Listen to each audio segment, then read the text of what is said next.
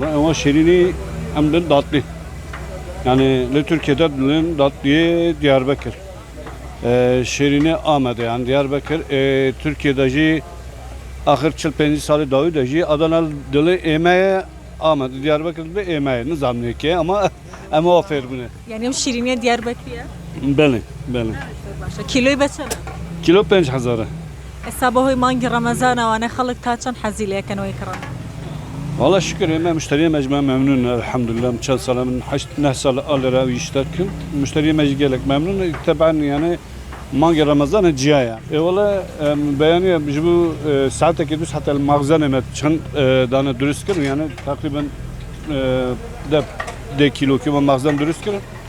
Bu pe begin şükür matı var bu 4-5 kilo froşum yani elhamdülillah. 2017 verdettir her lira ama yani takriben bu 8 sal ne sal işte.